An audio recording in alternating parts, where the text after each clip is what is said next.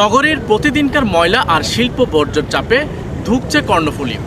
দূষণ আর দখলের কবলে এই নদী এখন জীবন্ত মৃত্যুর প্রতীক। বিশেষজ্ঞরা বলছেন বর্জ্যকে উৎস আলাদা করা, খালের মুখে ট্রাশ বোম বসানো, শিল্পে জিরো ডিসচার্জ আর জাহাজে বর্জ্য কঠোর মনিটরিং এই ব্যবস্থা নিলে কর্ণফুলীকে বাঁচানো সম্ভব। চট্টগ্রামের প্রাণ কর্ণফুলী নদী প্রতিদিন হাজার হাজার টন বর্জ্যে দূষিত হচ্ছে। এতে হুমকির মুখে নদীর জীববৈচিত্র্য প্রবাহ আর নগরবাসীর স্বাস্থ্য। বন্দর নগরী চট্টগ্রামের প্রাণকেন্দ্র কর্ণফুলী নদী, অথচ প্রতিদিনে গৃহস্থালী শিল্প কারখানা আর বন্দর থেকে আসা বর্জ্যে ভরে যাচ্ছে এই কর্ণফুলী নদী। শুধু নগরীর খাল নালা দিয়েই প্রতিদিন 2200 টন ময়লা সরাসরি এসে পড়ছে কর্ণফুলীতে। এর সঙ্গে যুক্ত হয়েছে 3 শতাধিক কারখানার তরল বর্জ্য, সবচাইতে ভয়াবহ প্লাস্টিক ও পলিথিন বর্জ্য।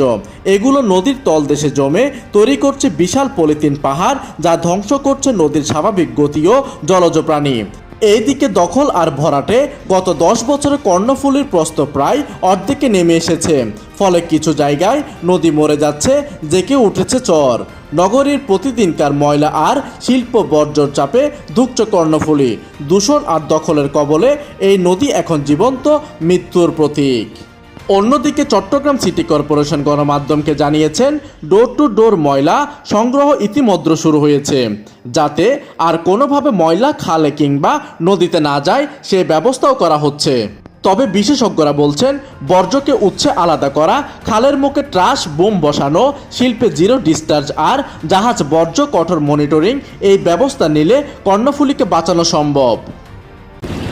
এখনই উদ্যোগ না নিলে ভয়াবহ বিপদে পড়বে পুরো চট্টগ্রাম নগরী। কর্ণফুলীকে বাঁচানো মানেই আমাদের শহরকে বাঁচানো। কর্ণফুলী রক্ষায় এখনই কঠোর পদক্ষেপ নেওয়া জরুরি, এমনটাই মনে করছেন সংশ্লিষ্টরা। কর্ণফুলী নদীর তীর থেকে মাহমুদুল হাসান রাকিব, দিগন্তের বার্তা 24, চট্টগ্রাম।